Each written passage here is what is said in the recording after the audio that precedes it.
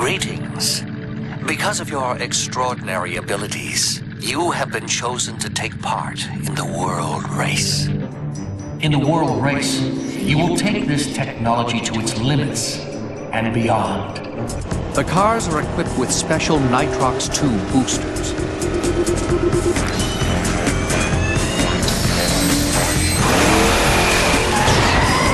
The track exists in a different dimension from our own, a dimension you won't see until the race begins. I call the track Highway 35 because that's where it begins. Can you believe that Hot Wheels have been leading the way for 57 years? While Mattel has done many celebrations for the brand's milestone anniversaries, none have been quite on the same level as their 35th back in 2003. Front and center was the World Race, celebrating some of the coolest cars in the toy line's history, not only with a special line of die-cast cars, but also a massive multimedia campaign, which included a feature-length CG animated movie and lots of tie-in merchandise, like a racing game developed by Climax Studios. Hot Wheels World Race brought the action, cars, and tracks of Highway 35 to life with a simple, yet enjoyable arcade racer. But like Hot Wheels cars themselves, good things come in small packages, and in my opinion, this remains one of the best Hot Wheels games ever made. So with introductions out of the way, this is Hot Wheels World Race, a thrilling ride on Highway 35.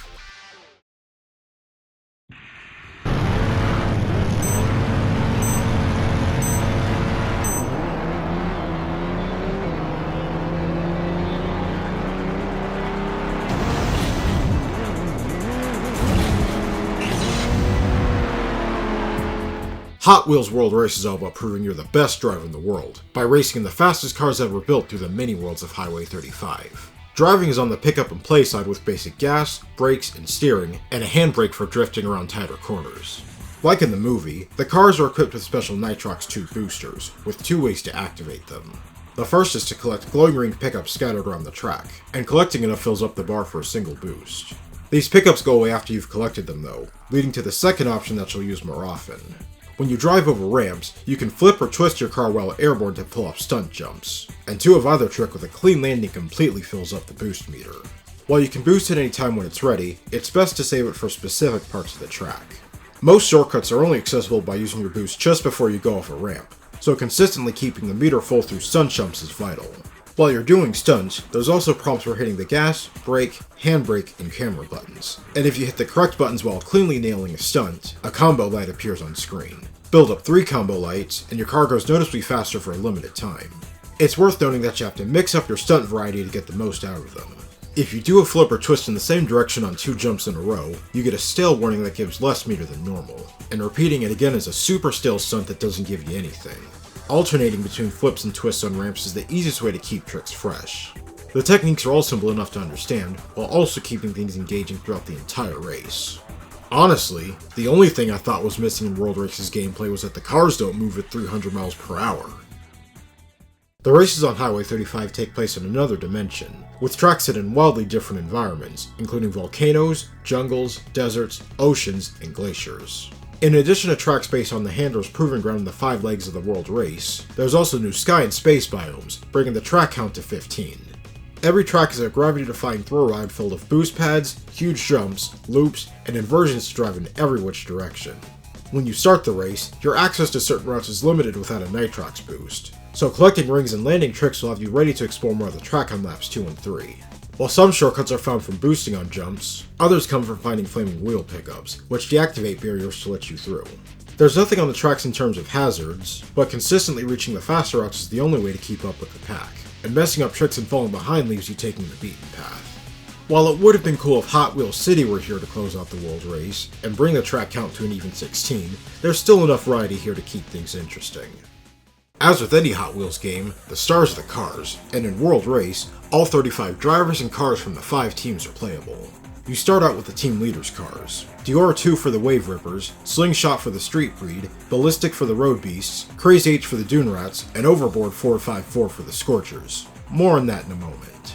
The remaining 30 cars must be unlocked by winning races under certain conditions. Almost every small detail found in the diecast cars' paint jobs have been recreated in-game, so it truly feels like you're playing with the toy cars, just with the controller instead. Anyone familiar with the World Race line will notice there's something different about this game's roster.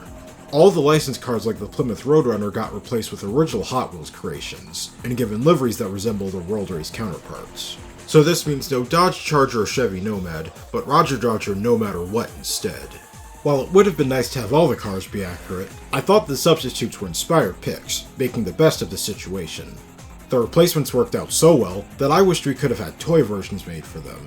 Something that talented members of the Hot Wheels Online community have done themselves. Like this custom I bought a few months ago. It's like holding a 22-year-old dream finally come true. While we're on the topic, figured now's as good a time as ever to show off my World Race collection. Never thought I'd have all 35 cars plus a bunch of special extras one day. As you'd hope to expect from a Hot Wheels game, World Race looks and sounds very cool. The cars and tracks are colorful and highly detailed, the game runs at a solid 60 frames per second, and the sense of speed is enhanced through various visual and audio effects. The cars' rear lights are colored corresponding to their given teams, tires leave behind flame trails when the cars fly off ramps and perform tricks, and the extra flames spitting out from exhaust pipes when they have the combo speed boost help them feel faster. The cars' engines roar to life, especially with the noises they used on cars like the Power Rocket. The replay cameras let you see just how wild some of the track designs are, as you're driving sideways and upside down quite often. On the tracks based on the 5 teams, their respective theme songs play in the background, and are just as enjoyable to listen to in the game as they were in the movie. The brand new compositions aren't bad either, especially the main menu theme, an instrumental cover of Smash Mouth's Hot. Glad the original song is featured in this game's opening as well, it wouldn't feel like the World Race without it. World Race's modes are limited, but cover the basis for taking on Highway 35 solo or with a teammate. Challenge mode is a quick tutorial that teaches you the basics needed to win races. Quick Race is where you pick a car and track to get straight to the action, perfect for playing with your favorites or trying out new unlocks. While you can set best track times during normal races, time trials are where you can set even faster records. The track shortcuts are completely opened up from the start, so you can take the fastest route on all 3 laps to shave off precious seconds. The League mode takes you through the World Race proper, unlocking new cars and tracks in the process. You earn points based on your finish position in each race, and the driver with the most total points at the end wins the league. In order to move on to the next race, you have to finish at the current round's place requirement or better, and use one of your limited retries if you fall short, or else it's game over. There's 3 levels of leagues, each with more races than the last, and fewer retries. As you progress through leagues, aim to make the most out of each race, by collecting as many ring pickups as you can, getting 3rd place or better, and beating the best lap and total race time records for each track. These are how you unlock more cars, tracks, and gallery artwork. You can always come back for the car and gallery unlocks in quick races or later league runs if you don't get them on your first try. Completing the Elite League puts you through all 15 tracks, and especially if you win every race with a perfect score, you'll have won the World Race and truly proven you're the greatest driver in the world. Hopefully you've taken the time to check out the gallery, and noticed there's a 36th entry with a special cheat code. It unlocks the Z36 variant of the Slingshot, and a special Smash Mouth paint job for the Super Tuned, as some nice little bonuses for seeing the game to the end. As for multiplayer options, every version of the game has 2-player split screen, and includes the quick race and league modes, so you can race against people like your kid brother who thinks they can beat you. But if you're playing on the GameCube, you can enjoy 4-player races, and rep different teams to see which one's the best. I also checked out a mod of the PC version put together by this game's speedrunning community, known as Nitrox Fueled, which features visual and gameplay overhauls to mix things up. You'll immediately notice that the game is a lot faster. Cars can reach speeds of 300 miles per hour and beyond, and by incorporating some runner tricks, like handbrake sliding while going over boost pads or nitrox boosts, you can pull off some insanely fast lap times. It's a neat challenge for those who've long since mastered the tracks and want to try something new on a revisit. From the day I stumbled upon Hot Wheels World Race on a store shelf as a kid, racing on Highway 35 like in the cool movie I watched sounded like a perfect idea for a game, and it turns out it totally was. Playing as some of the hottest cars with some of their coolest designs, combined with exciting gameplay and tracks, all while jamming out to theme songs that are forever ingrained in my memory, make this a short but sweet ride from start to finish. There's other great Hot Wheels games that have come out over the years, but this one's my favorite.